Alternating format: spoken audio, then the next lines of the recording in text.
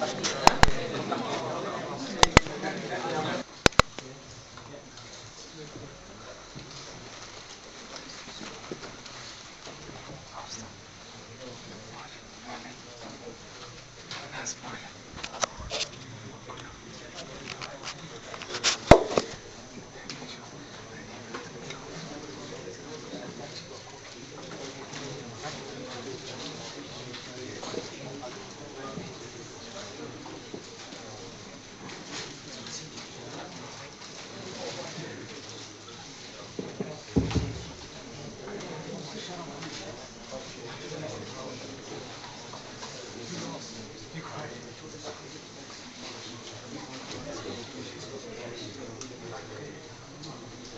الله الرحمن الرحيم الحمد لله رب العالمين والصلاة والسلام على سيد الأنبياء والمرسلين وعلى آله وصحبه أجمعين وعلى كل من تبعهم بإحسان إلى يوم الدين. أما بعد فأعوذ بالله من الشيطان الرجيم. بسم الله الرحمن الرحيم. كل نفس ذائقة الموت. سبحانك لا علم لنا إلا ما علمتنا إنك أنت العليم الحكيم. اللهم انفعنا بما علمتنا وعلمنا ما ينفعنا. رب اشرح لي صدري ويسر لي أمري واحلل عقدة من لساني يفقهوا قولي. اللهم صل على محمد وعلى آل محمد كما صليت على إبراهيم وعلى آل إبراهيم إنك حميد مجيد. اللهم بارك على محمد وعلى آل محمد كما باركت على إبراهيم وعلى آل إبراهيم إنك حميد مجيد. Respected elders, brothers and young ones, Assalamu alaikum wa rahmatullah wa barakatuh.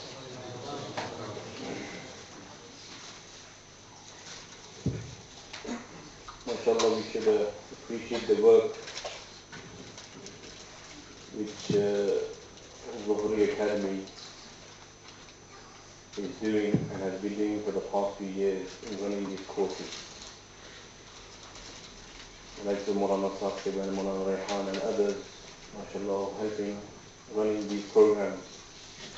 And in the last few years, quite a few programs have taken place. A lot of brothers have benefited. Today's course is a very important course. The majority of the course has passed.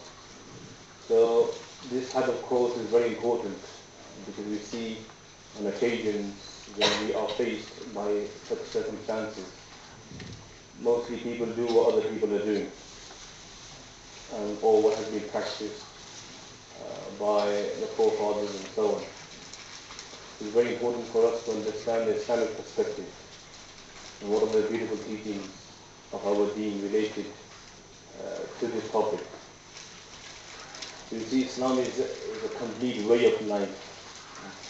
In other religions you have certain prescribed worship acts which you conduct on a weekly basis and so on, but Islam is a complete way of life.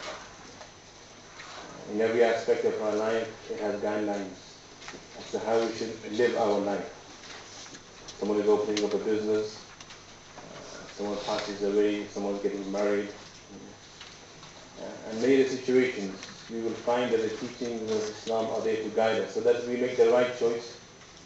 Even in nikah, for example, the Prophet ﷺ summarized it by saying, a person gets married for various reasons. Someone is marrying someone because of the beauty, because of the wealth, because of the name and fame. He said, become successful with the one who has deen.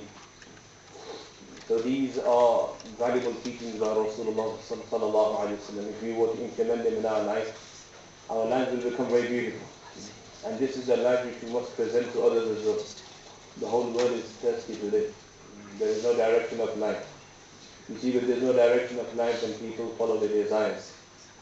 And when people follow their desires, then what happens? They pass such laws which, because the majority wants it.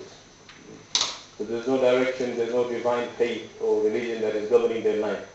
It is do as you wish. Have you not seen that person who has made his designs? He follows his designs.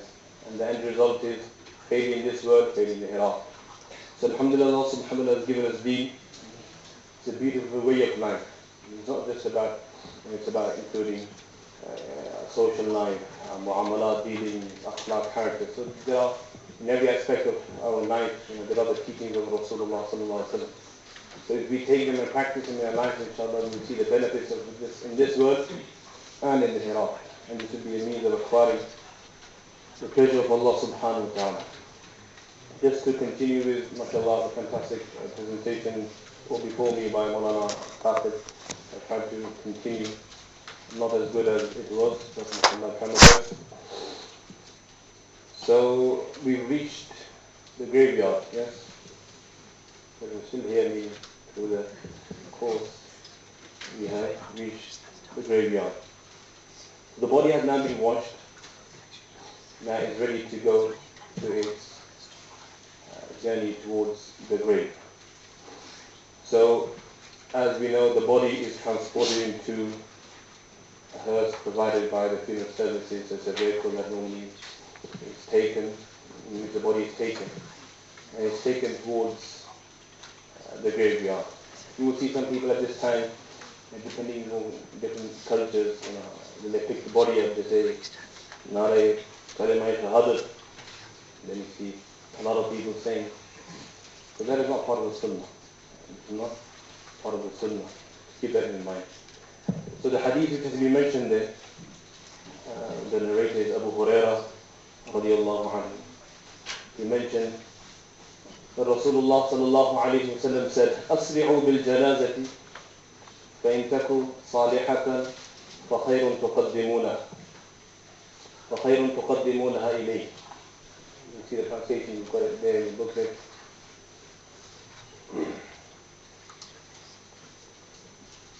MashaAllah, I'm a bit old fashioned, so this is good. Okay, good. Anyway, so the Prophet sallallahu alayhi wa sallam says, أسرعوا بالجنازة. People should hasten when walking with the janazah. When taking the coffin and taking the janazah, and they should hasten and not take their time. Why? فَإِن تَكُوا صَالِحَةً. If that individual, the deceased, if he is pious and he was obedient to Allah subhanahu wa ta'ala, then فَخَيْرٌ تُقَدِّمُونَهَا. Then you are forwarding him towards something which is khair, which is good for him, the tranquility and the peace and the entertainment that is awaiting for him. So فَخَيْرٌ تُقَدِّمُونَهَا. So one should hasten and take him towards that place. And then he said, وَإِن تَكُوا سِوَى ذَلِكَ. And if it is something otherwise, فَشَرٌ تَضَعُونَهُ عَنِ رِقَابِكُمْ. Then it is, you're putting down this wickedness from your neck. So you should release this burden from your neck as quickly as possible. So we see this from the teachings of Rasulullah sallallahu alaihi wasallam, and his hadiths in Bukhari and Muslim, that the Prophet sallallahu alaihi wasallam, one of his teachings is to bury and take the janazah quickly as possible for burial. Should not delay. You see, the number of the prophets and the number of the Sahaba radiallahu ajma'in, approximately 124,000. So we say with regard to the prophets, approximately the number of the Sahaba is 124,000 as well. Out of those 124,000, there's only about 10,000 graves in Mecca and Medina. The rest, you find their graves around the world. To the extent that the wife of Rasulullah sallallahu alayhi wa sallam, Maulana radiallahu anha, she passed away at a place called, where we know Masjid Aisha. For those brothers who go for Umrah and second time they want to perform Umrah, Masjid Aisha. Now Masjid Aisha is just about a few 3 miles approximately from Jannat al-Mu'alla, the graveyard in Mecca, which is famously known.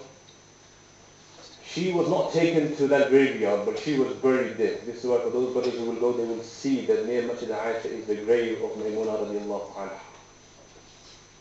The Sahaba radiallahu ajma'in, we see in the Battle of Uhud, they were martyred.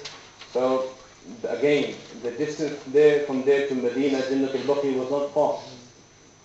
But they are buried just under that Mount Uhud. Again, because these people understood But the teachings of Rasulullah, they were not just there for one to read and listen to, but they were there to implement and practice. This is why the brother of Sayyidah Aisha radiallahu anha, Abdul Rahman, he passed away at a place and they brought his body to Mecca. So she addressed him by saying what he was still, he had passed away. He said, if I was there, I would have buried you at the same place where you passed away. So again, we understand from this that, again, it is important to quickly make the arrangements of funeral, washing the body, and burial, and then take it towards its place of burial, as mentioned in the hadith of Rasulullah sallallahu alaihi wasallam. And as Maulana mentioned, the virtue of going towards the graveyard. At times we come to the masjid, mashallah, we notice that the janazah taking place. Okay, shall we go to the graveyard or not?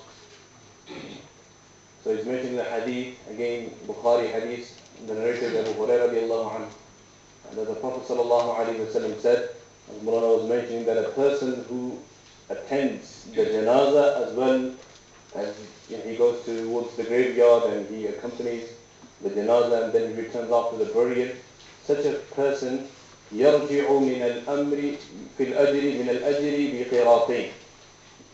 He receives the reward of 2 qirat. As mentioned, the reward of 1 qirat is equivalent to Mount Uhud. Mount Uhud.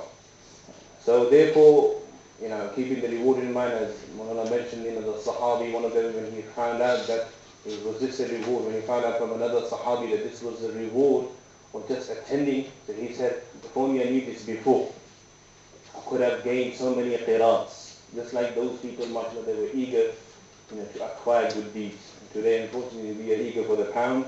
They were eager for the good deeds, to acquire them much as possible. Moving on, when the body will be taken, it's upon arrival at the cemetery, then we lift the body from the earth and carry it on the shoulders for the last portion of the journey.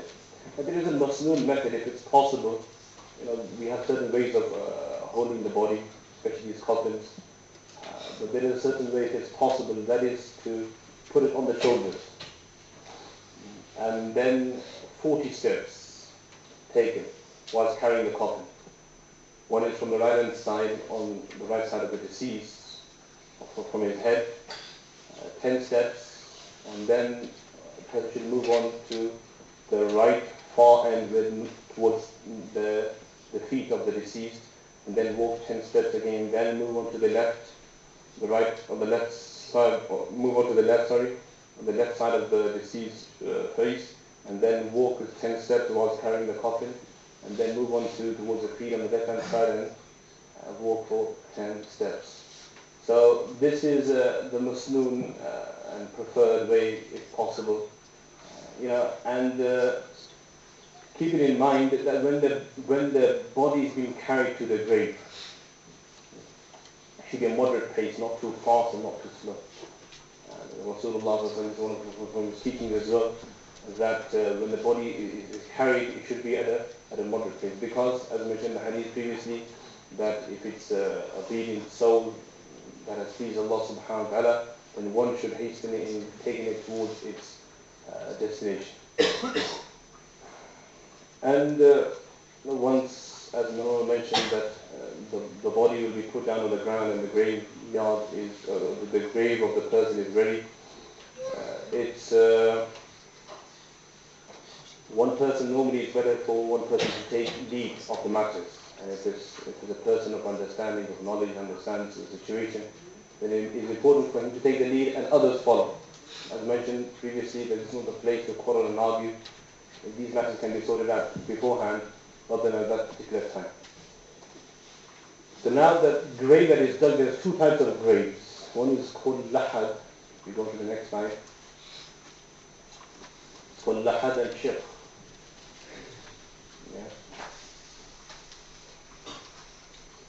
Now the lahad grave is something normally which I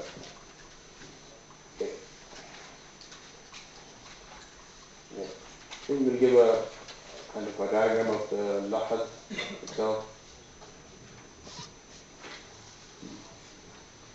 So the lahad is only a grave where the ground is quite hard. The sides of the grave and the ground is quite hard. And this is Rasulullah sallallahu, this was the qabr that was made for him as well, and he preferred this as well.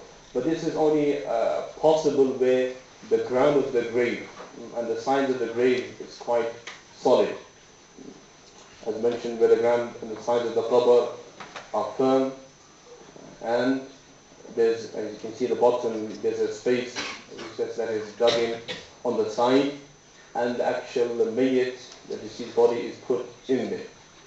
And then with bricks, unbaked bricks, the side can be covered, and that's what you call al-lahad. And then there's another one, shiq.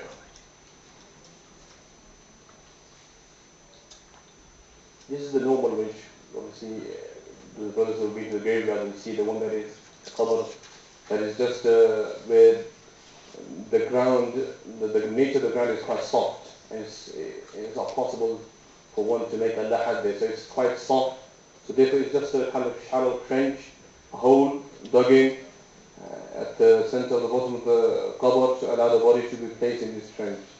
And normally the size of, the height of it would be the size of that deceased, just the height of a person. So how high, what should be the height of the qabr? It should be as equal to the size of the deceased person. And the lengthwise similar. And the width can be half of the size of the deceased. So these are the two types of graves. Now you see in these type of graves, which is a shiq, which normally we here in this country are using, this type of grave, normally they put slabs on it, which is not the best thing to do. It's better if some bamboo or some planks are put upon to cover the top part of the deceased person, and then you throw the earth and the soil on top of it. But normally you will see here that the slabs are put in. But a better option would be, as mentioned, wood or planks that are put there to cover the top of the coffin, and then to put the rest of the soil into the grave. So these are the two types of graves that are normally used. But obviously the lahad is more sunnah, and shiq is also, we find this from the Sahaba that they also have this practice of making this type of grave. As mentioned, the grave is dug deep enough to totally hide the body of the deceased. Should be in a horizontal at the direction of the qibla. Only men are allowed to attend the burial. All Muslims who are present should remember death, the hereafter, and that one day he too will be buried. They should keep quiet, not talking unless it's necessary. The deceased male relatives are expected to put the body in the grave. Putting the body in the grave should be carried out only by Muslim men. Now the method of putting the body into the grave should be that the body first of all is put to the side of the grave facing the direction of the qibla. In other words, the right hand side of the deceased should be the qibla.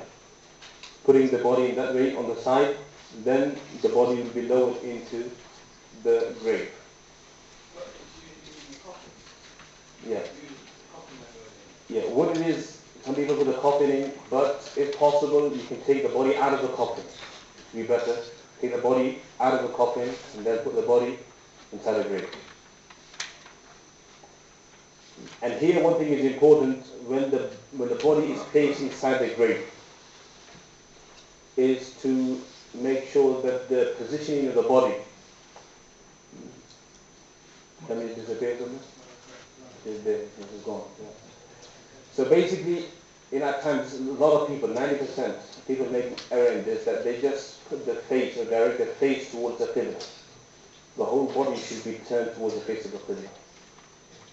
Keeping that in mind. A female is placed in a grave either by her husband, her sons, her father, her brothers or uncles, the mahrams. Now if it's men obviously, then it's public view. There will be many people standing around the grave. But if it's a woman, then it should be only the close mahram relatives that are attending. And it should not be put in view of the entire public.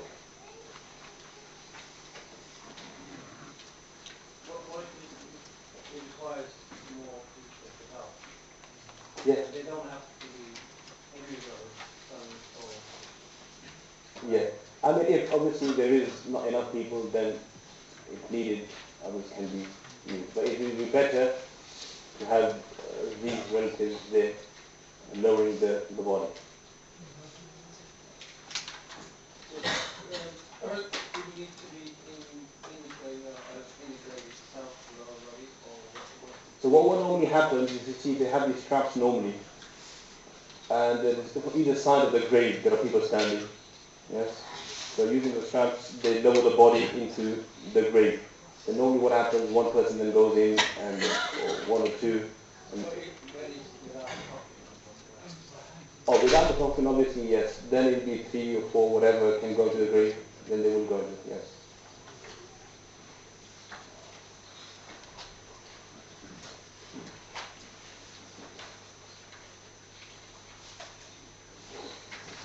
The burial procedure.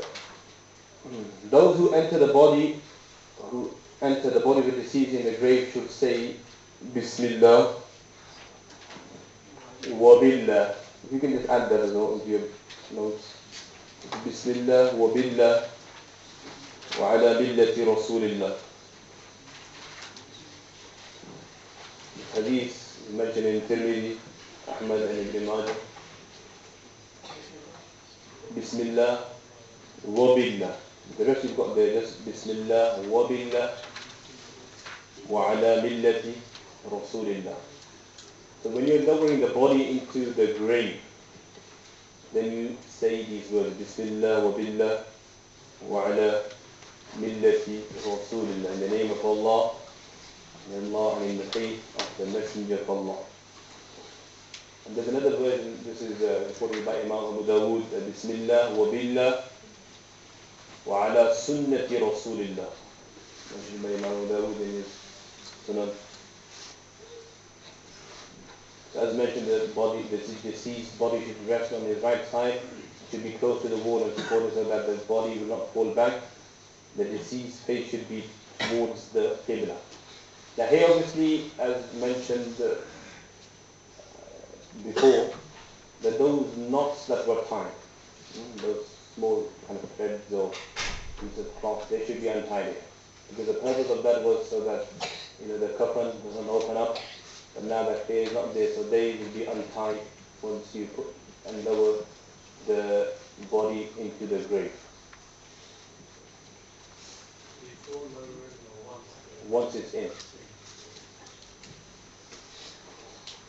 Can we do support it when you turn body towards Qibla? Can we support it with something? Yeah, you can support it with soil, put that at the back.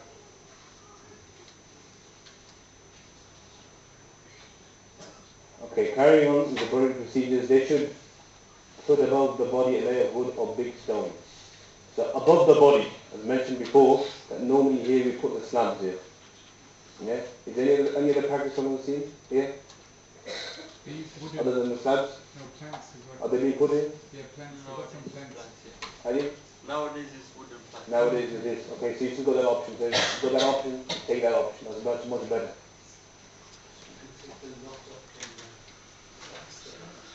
Yeah, you can let it. I mean, the knot normally is, on the face, it's normally taken, even, when you're washing the body, it's taken off on that kind of. Yeah. The purpose of doing that was the mouth doesn't open up. And once the body has become cold, so there's not the fear of that. What's the purpose of the place? So it's like, the soil doesn't go directly into the face, it's just a bit of distance in between. So after the body is totally covered, it is now desirable to throw 3 handfuls of stone into the grave, which each handful you say, minha khalaqnakum. Minha khalaqnakum.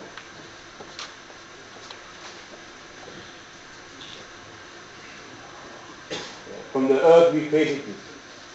That's what I mean. And the second handful, وَفِيهَا نُعِيدُكُمْ. Yes.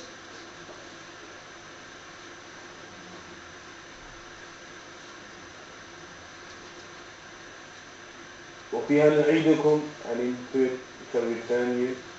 And the last one is وَفِيهَا نُعِيدُكُمْ.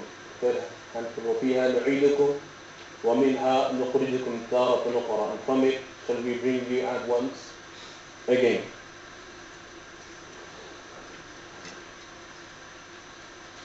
So it is better, it's mentioned that, obviously the people that go to the grave, they should be in a state of tahara, preferred, in a state of tahara as well.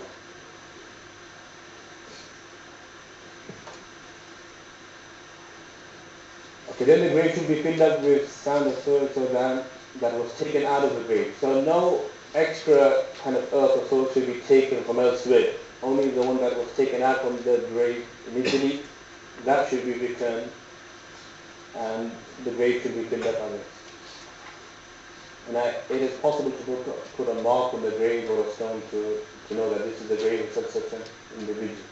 So you see some people, with poetry and verses of the Quran, so that should be avoided. That's not from the Sunnah of Rasulullah sallallahu alaihi wasallam. The purpose of putting a mark on the grave or a stone is to distinguish it from others. This is the grave of such an individual.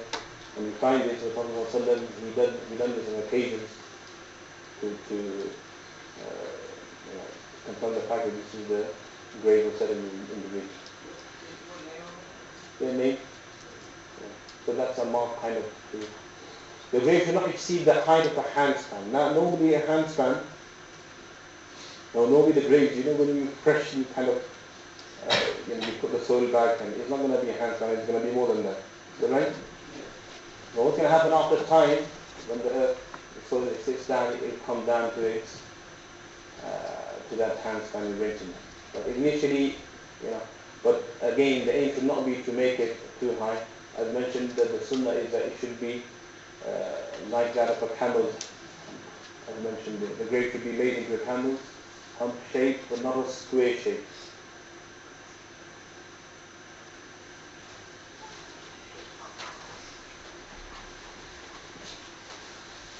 Now, after the burial has been completed, all the Muslims, including the deceased relatives, may stay in the cemetery for a while and make dua, supplicate for the deceased since he's been questioned by the angels. And we find Rasulullah sallallahu alaihi wasallam, he instructed the Sahaba radiallahu ajma'een that make dua for your brother in faith for his steadfastness. Make dua for now he is being questioned by Munkar and Nakir.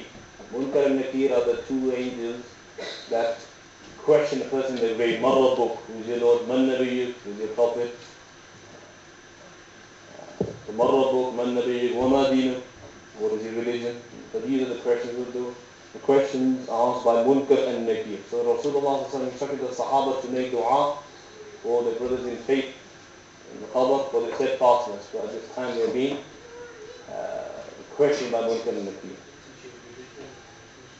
Sorry? About the religion, about Allah, and about the Prophet Muhammad sallallahu alayhi wa sallam. The Messenger of Allah sallallahu alayhi wa sallam said in the authentic hadith, make dua al-istighfar, supplicate for forgiveness for your brother and request steadfastness for him because he is now being questioned. Now, it is also mentioned by the scholar, it is mustahab to stay there for a while. To stay there for a while and make dua. Make dua. Even straight after the burial, the person should stay there for a while, especially the close relatives, and make dua for the deceased.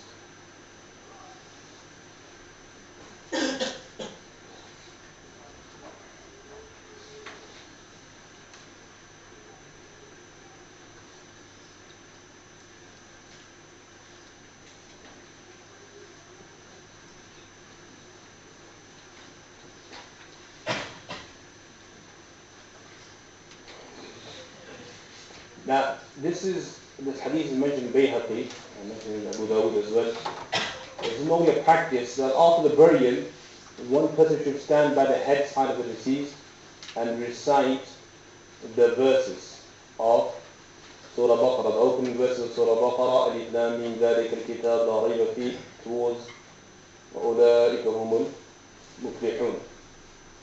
And then the person should move on towards the feet of the deceased and then recite the last two verses of Surah Baqarah. It's mentioned in the hadith towards the foot of the grave, and they start from آمَنَ الرَّسُولُ بِمَا أُنزِلَ إِلَيْهِ مِنْ رَبِّهِ وَالْمُؤْمِنُونَ. if someone learned and knows the verses, especially from the close members of the family, or you can ask someone else just on your behalf, no one's there, to recite these verses.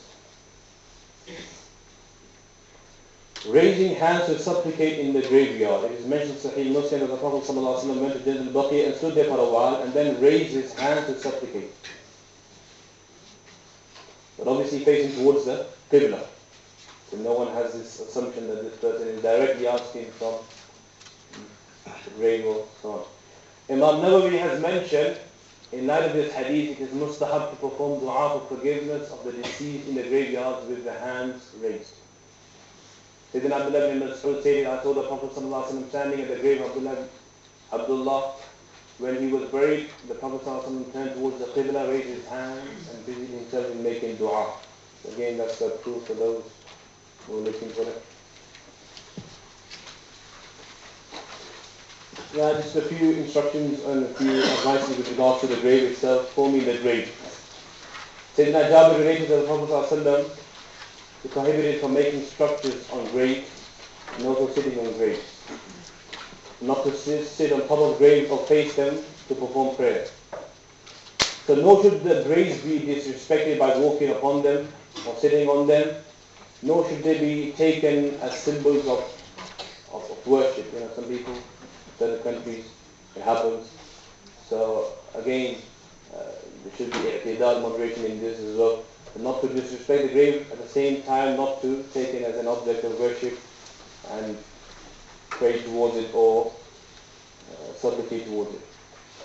To keep the ground level with the ground is permissible, as well as forming a small mound like a camel's hump on it. However, it is better to form it in the form of a mound. Sahaba formed the resting place of the Prophet ﷺ with a mound on top. So that was mentioned previously. Now, ta'ziyah. Any questions related to the burying so far? Indeed. Yeah, that's not sunnah. That is against the sunnah to put flowers. What about planting trees? Yeah? Planting trees. Yes. You know, you call it a branch or a tree. It is proven that Rasulullah ﷺ, he did do this. You know, he was passing by two graves and he said, إِنَّهُمَا لَيُعَذَّبَانِ وَمَا يُعَذَّبَانِ فِي كَبِيرٍ, that they both being punished, and not being punished because of they could not, the matter because of which they were being punished is not something great which they could not have saved themselves from. And he mentioned that one of them, his sin was that he would not take care of himself when urinating. The drops of urine would come onto his clothes and he would not take care of that. And the other one he would carry tail. So then Rasulullah ﷺ, that incident, he took a branch and he planted it into the grave. So from this the scholars mentioned that first of all Rasulullah ﷺ was informed through wahi revelation that they are being punished. So he planted this branch tree into the grave. So the scholars mentioned that yes, in following the sunnah of Rasulullah ﷺ, if someone does this once, then that's fine, no problem with that. But it is proven from Rasulullah ﷺ that in his entire life he just done it once. So as the scholars mentioned, that whatever we see from the sunnah, we just follow it in line with how many times it was proved and practiced, we stick to that. So it was, yes, the answer to the question is yes, you can do it, but keeping in mind that one should not every time and whenever the situation is, you know, so practicing it once is fine. Any other questions? Back home, there's one of us making the graves after making solid. Yeah, that's wrong. That's against the sunnah. That happens that much. It doesn't happen here. It happens back home. You know, the graves are solid. You know, so this is against the teaching, and we find from many of the hadith of Rasulullah sallallahu alaihi wasallam, he prohibited this fact of building the graves solid using baked bricks too. So it should be left normal, you know, with the soil that's on top of it, and that's it. Just you need a kind of a sign there that indicates this is a sign of God. Indeed. Regarding headstone, the people are written poetry or all those things, is that yeah, as mentioned previously, that poetry and all that should not be, that should be avoided. Reading the grave, for what reason? scholars have mentioned that there's certain reasons. For example, it was, just say a person was buried in someone else's garden or someone else's land without his permission. Yes? So if a valid reason like this, but generally no, it's not permissible to really agree. So obviously you said that they normally collect large verses on the headstones. What about if you just like write something like this one? What would be the purpose of that? Like, You know, what we find, obviously the people do it with good intentions, like for barakah and blessings, but for this we say, look at the sunnah of Rasulullah. His sunnah was that when you go to the graveyard, you recite Surah Fatiha, Surah Ikhlas, recite some portion of the Quran, make salam, that's a more kind of beneficial way of benefiting the deceased person. So anything which is against the sunnah, that is, or the Prophet ﷺ did not do, one should avoid. Because whatever the Prophet ﷺ avoided, there's khair in that, there's goodness in that. Whatever he done, there's goodness in that. When?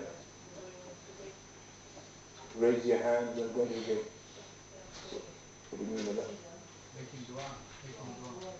You mean after the burial, making dua? Yes, you can raise. Sorry? When you go visit. Oh yeah, when you go, without raising the hand, you can do it. Without raising. That's just on this particular occasion after the burial. But just generally, if you just go to the graveyard, you can just stand there, hands side by side, and recite Surah Fatiha, Surah Ikhlas. Sorry. Achha. For this, the females are forbidden. The reason for that, the scholars are only about old age women, with the condition that when they go there, they will not do anything against the Sharia. But young women, it's not permissible for them to go. Is that only burial or is that anything? Burial not. I know it's difficult, but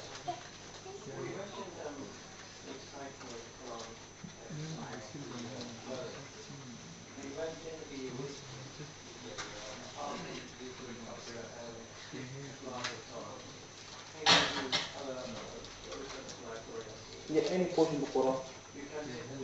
Yeah, any portion of the Quran. You come to that inside as well. Ta'ziyah.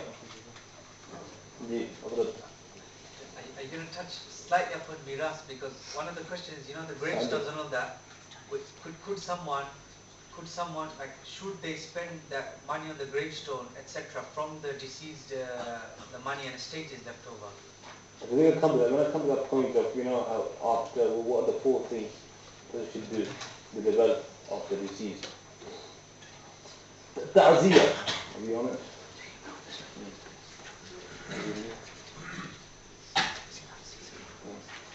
What is, ta'ziyah, condolences, yes, to console the family of the deceased.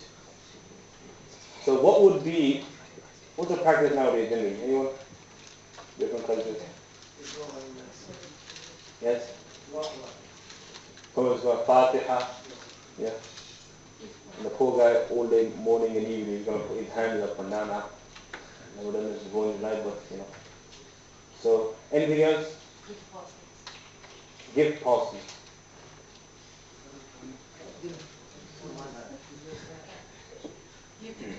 Anyway, what is the aim of ta'ziyah? The aim of ta'ziyah is to strengthen the broken hearted and give them hope. Oh, he was too young, he should have passed away. That's it. And you're like, oh yes. Then subhanAllah, some people go far complaining about the qadr, the taqdeer of Allah. So the aim of ta'ziyah is to strengthen the broken hearted and give them hope. So in ta'ziyah, you're basically comforting and consoling the family of the deceased. And subhanAllah, the fadila, the virtue with regards to this is great. You mentioned the hadith of Bayhaqi that Rasulullah sallallahu alaihi wasallam said, a Muslim who is not here the hadith, but a Muslim who consoles his brother will be clothed with garments of honor on the day of judgment. In the hadith of Tirmidhi, the Prophet ﷺ said, whoever consoles an afflicted person will receive the same reward of the sufferer, which he, when he's patient, and upon his patience, what Allah will reward him, the person who's consoling him, he will receive the same reward. So therefore one should console, one should give comfort to. So how should we carry out ta'ziyah? Now this is very important. How should we carry it out? What's the method? What should we do? So first of all, point one, if you want to note it down, it's up to you. Encourage patience. Reminding the individual of the ajr, of the reward of sabr. And subhanAllah, sabr is such patience that Allah subhanahu wa ta'ala says, إِنَّمَا يُوَفَّى الصَّابِرُونَ أَجْرَهُمْ بِغَيْرِ حِسَابٍ. That those who are patient, Allah says for them that the reward is unlimited. There's no limit to the reward of those people who are patient in such situations. So encourage the individual about the patient, about patience, sabr, and remind him about the ajr. And there is hadith that is coming after that, which you can keep in mind as well. Second point is, make dua for the family and that individual, the bereaved, that individual. Make dua for him as well. That أعظم الله أجرك وأحسن الله عزاءك وغفر لميتك. Then may Allah subhanahu wa ta'ala increase your reward. And may Allah give you good consolation. And may Allah forgive the deceased. So first of all, sometimes we forget to make dua for the bereaved as well. We go on to the deceased, which is fine. But making dua for him, that may Allah reward you upon your patience. Point number 3, make dua for the mayyit, for the deceased. And mention about the positive aspects for both, for the bereaved and the deceased. It's like once Abdullah ibn Abbas radiallahu anhuma, when his father passed away, Abbas. So he says, Abdullah ibn Abbas, that a Bedouin, he consoled me like no one else. A Bedouin, he consoled me. So what did he say? It was in poetry format where he said, and the last words of it were that the reward which Allah will bless you with is far greater than your loss.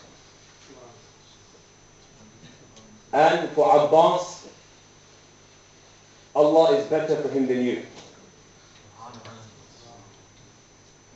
Meaning Allah's company is far greater than your company. But at the same time, the patience of your patience upon the loss which you have occurred, that the reward of that patience is far greater. So he says, Abdullah ibn Abbas, this better console me like no one else. Another point is to, as we say, Inna lillah wa inna ilayhi raji'un. Did you reflect upon these words? What do they mean? Inna lillah, we belong to Allah. Wa inna ilayhi raji'un. Eventually we will return to Allah. So subhanallah, inna lillah, meaning whatever Allah took, it was His. Whatever Allah took, it was His. So inna lillah, eventually all of us will return to Allah. But don't worry, this is temporary separation. وَإِنَّا إِلَيْهِ رَاجِعُونَ. All of us will return and Allah will unite us in Jannah again. So this is, the words, إِنَّا لِلَّهِ وَإِنَّا إِلَيْهِ رَاجِعُونَ. Reflecting upon these words and consoling. And there's a Rasulullah sallallahu alaihi wasallam, when his grandson passed away, so he consoled his daughter by saying that إِنَّ لِلَّهِ مَا أَخَذَ. Whatever Allah took, it belonged to Him. وَلَهُ مَا أَعْطَى. Whatever He gives, that's His as well. وَكُلُّ شَيْءٍ عِنْدَهُ بِأَجَلٍ مُسَمَّى. And everyone has his appointed time. He said, فَلْتَصْبِرْ وَلْتَحْسِبْ. That seek patience, وَلْتَحْسِبْ, and seek reward from Allah subhanahu wa ta'ala. Another point to remember when doing ta'ziyah is inform the family of the deceased that inshallah I will be reciting or doing some optional act, and I will asking Allah subhanahu wa ta'ala that Allah sends a reward. So Isal Sawab, in other words, yes. And it's like on certain occasions, people do this many khatams, and this many Qurans. So what is just informal? And inshallah, the more it's done with sincerity, ikhlas, the better.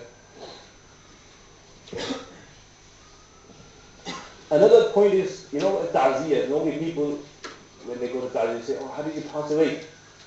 Oh, you had cancer. It's one of this brother, he passed away. So the doctor told him, so I went to visit him one time and just 3 weeks before. So, obviously, from what the deen tells us, you're supposed to encourage. So we went to him and just to mention. So mashallah, just by mentioning Allah and His Messenger has mentioned, he was full of hope. And he said, brother, if you don't mind, can you come again and again, I feel. Because the rest of the people, when they come, they say, oh, look at the color of your eyes. It's scary, really. There was another person like this as well, and he just passed away after 2 days or 2 weeks. How's that going to help? So, just building up the hopes, saying positive words. So there's no need to inquire about the illness. What is the benefit? What happened? How did he? The poor guy is really suffering now. He has to go through it again. So, any illness is not actually the reason for someone's death. That's a apparent reason. Someone had cancer, someone had this. That's not that. The actual reason is وَكُلُّ شَيْءٍ عِنْدَهُ بِأَجَلٍ مُّسَمًّى. Everyone has an appointed time, and the time has come. The time for ta'ziyah, mashallah, there are some who go for ta'ziyah, they go in the morning, they go in the afternoon, evening, for 3 days is circling the house. The poor guy can't move around. So ta'ziyah is only done once. The close members, they will stay near him for various reasons. But ta'ziyah, condolences, is only done once. It's not in the morning, then afternoon, then evening again. And the poor guy has to put his hands up. Again, this practice, just keeping in mind whilst we're going through it, this practice of putting the hands up, maybe it's not appropriate to say it in those situations because obviously the fear of fitna, but here, because we're studying, the scholars have mentioned that it's an innovation, it's a bid'ah. Give dua. Yes, on this particular occasion, it's not proven from Rasulullah that when he went for ta'ziyah, he raised his hand at that particular time.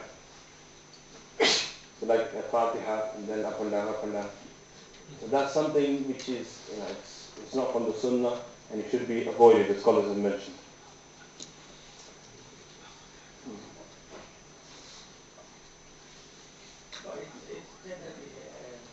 It's a difficult one. It's a cultural practice. It started from, I heard the scholars saying, it started from the side of Sarhad. Anyone from Sarhad? No one here for that. No offense. So it's Sarhad. They spread to certain various. Maybe it has a more deeper. Allahu A'lam, Allah knows best. But again, it's not from the Sunnah. Yes, you go there. That this is, all these, if you remember, all these points had to be mentioned, ta'ziyah. And just imagine these points were to be mentioned. Subhanallah. And on one hand, someone just says Fatiha and up and down and he's gone. Are we encouraging that as a if we carry on this kind of practice? Well, we are being part of the listening. But again, in those situations, you got to exercise hikmah in those situations. We try to talk from ourselves and encourage others. Education is needed in this. Because on that particular occasion, someone's going through a difficult time, and at that point, someone comes and says, "This is bid'ah, and this is it won't really work out." So it's like education and just trying to build it up and spread it. The word needs to spread. As like with anything. So we need to move on, I think, with time. So out of the points which have been mentioned, you can have a look at them afterwards. Quite a few. Hadith, when I take away a beloved of one of my slaves and they are hopeful of reward in exchange for that calamity and patience, there will be no reward for me besides Jannah. So this is another hadith which you can mention in ta'ziyah.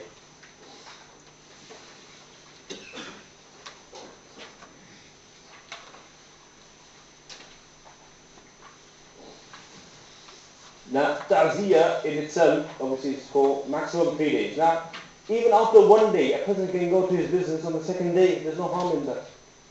Because the Sharia, the teaching of Sharia, lessen the burden of this person. Don't restrict him for 3 days. Yes, if people are still coming, obviously, then second and third day. But that's for those who are away or who are traveling, or someone comes after the third day. But even after 1 day, if The ta'ziyah is complete, and that's it. The next day he can go back to his business and get on with it. So the more he concentrates on the other matters, that will help him lessen the burden. Now at this moment of time, it is important for the neighbors, they need to play a role here, and the distant relatives to provide food.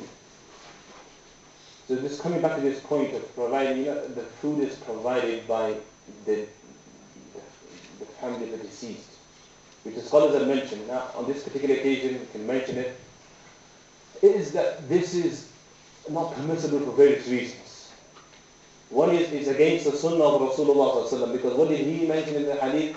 That the neighbor should provide the food for one day and one night, because the family are going through a difficult time, so take this burden away from them and they provide it. But what's happened today, subhanAllah, burden upon burden. The family are cooking meals for people coming from outside, from different cities, from a different... And what is it, first day, second day and third day, they're providing meals. Now meals are normally, subhanAllah, you see some places the meals on the third day, there's about 11, 12, 15 different types of dishes. But these da'wahs invitations are not on sad occasions, they're done on happy occasions, when it's a wedding or whatever, something. But on sad occasions, you don't do this. And logically, it doesn't make sense. Another thing is, the scholars have mentioned that this is Hindu one also. India, Pakistan, Bangladesh, it was one. And Muslims were living with the Hindus and so on. Many practices have come, even in marriages and so on, you see quite a few practices from the Mehndi. So this practice is from the Hindus, of inviting people and preparing food for them. And you see, some days you go, they force you, you've got to eat. So the better way around this is, the scholars have mentioned that, the food should be prepared not by the family, but by the neighbors or by the distant relatives. And it should not be by the family itself. This burden should not be put upon them. Now this is a practice which is widespread everywhere in whatever country you go to. So again, if you look at the spirit and the teachings of Rasulullah, you find this is again. Now as mentioned, it is not recommended for the families to hold gatherings for 3 days or more and hire people to recite the Quran loudly whilst the Quran is recited. Others even drink or talk disregarding the rules of listening to the Quran and inflicting the family with high expenses. It is sunnah that friends, neighbors and relatives prepare food for the family with deceased, for the loss of the loved one occupies the family's whole attention. So this is very important. And subhanAllah, after this, if someone wants, to recite something or to and he wants for this reward to be given to the deceased, then Sharia does not make any restriction. You can just read anywhere, whenever you are. You can read some portion of the Quran and just say, oh Allah, the reward of this or the blessing to such and such and so. So Islam does not restrict 3 days, 40 days, what you call Hijjah, Jali Islam, and all these practices. Again, it's a link to the Hindus, unfortunately. And this is not from the teachings of Islam. We won't find from any of the Sahaba, Rasulullah sallam, the awliya kiram, rahimahumullah. You won't find from the practice of the Aslaf that they practice these things. So this is, unfortunately, the innovations that have come up with them people. What happens if someone goes against this, and there are certain titles given to him as well. So one should not be shy to promote the Sunnah. Alone, but again, it's important to do it with wisdom and hikmah. Yeah.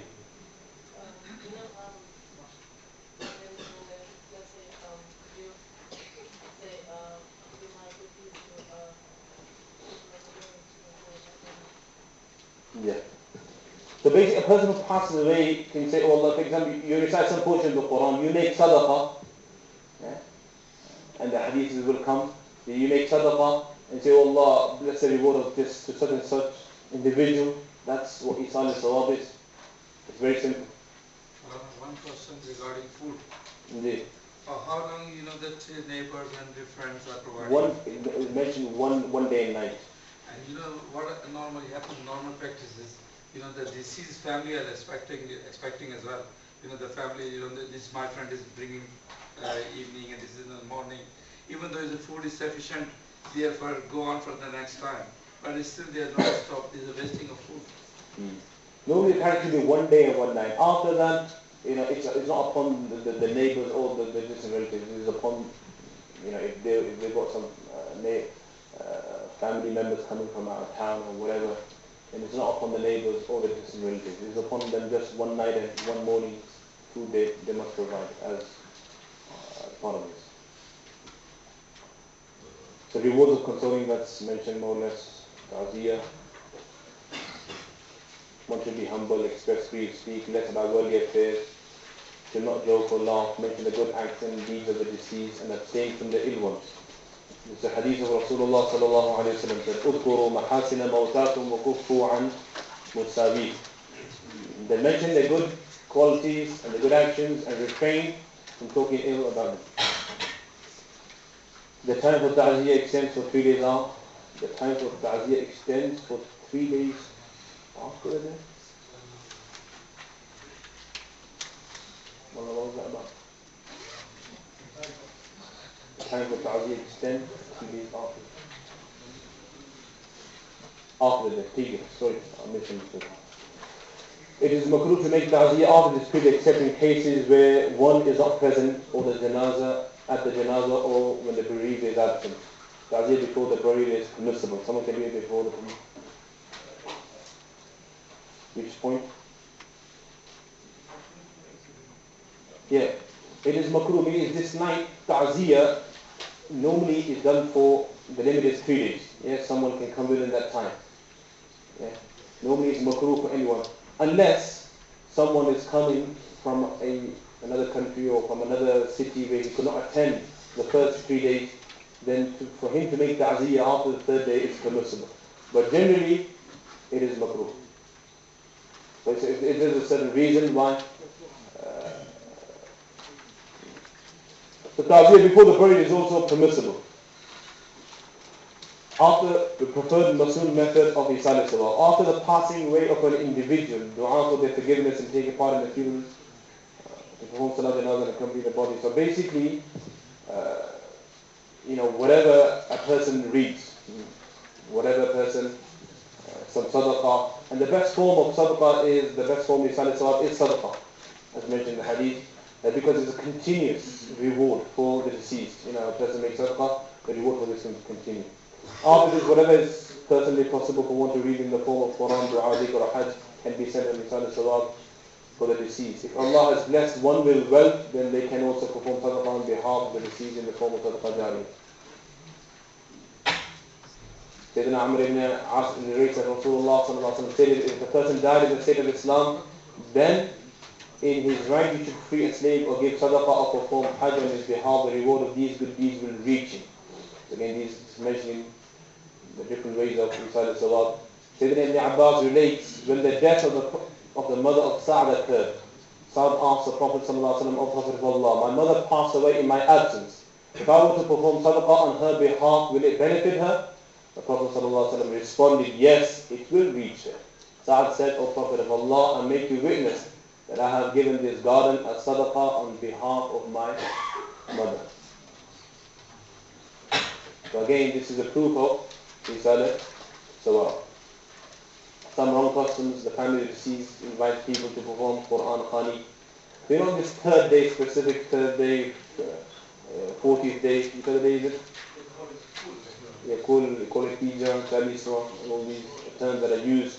But again, looking at these, if there was any kind of base to this in the life of Rasulullah, the Sahaba, then fine. But we don't find any of this. So if it's innovation after, the deen is complete. Rasulullah sallallahu alaihi wasallam, Allah subhanahu wa ta'ala completed deen upon him. Nothing can be taken out, nothing can be added. So the best way, now the intention behind all of the Isal Salat is so that the deceased person gets a reward. And that will only be possible if a person does it according to the Sunnah way. If it's against the Sunnah, then he may be the name and fame, but the actual person will... So the 40 days should be... There's no limit. Just do any day. Any day you can just sit down and read the Quran and make it so. Students? Inheritance, last thing to just mention.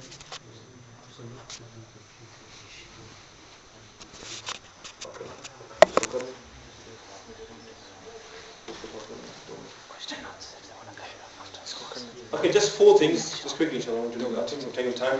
Just 4 things, after, the deceased, you mentioned a question at the beginning about something that was, the stone or whatever. So there are 4 rights connected to the deceased wealth in the following sequence. First of all, the expenses of the burial and burial services. This will be taken out from the money of the deceased. That's the first. After that, all debts, if he owes people money, that must be paid off first. Again in sequence. The third is, 1/3 of the remainder will be used to distribute any Sharia. Now if a person made a will, which is in accordance to the Sharia teachings as well, which was kind of requested by the deceased, then, but the condition is only 1/3, the limit is 1/3, not more than that.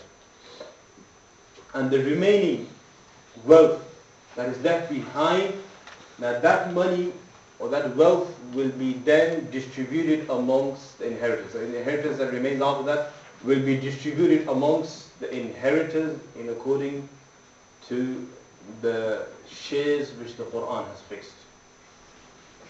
So therefore one needs to be very cautious in these points. At times there could be all points. And some people are using, some people, for example, taking the body from one place to another. I mentioned previously the expenses that occur in this. So that's not permissible to take that money out from the deceased. There's another point, to take it, as mentioned before, that the Sahaba right at the beginning, where they were buried.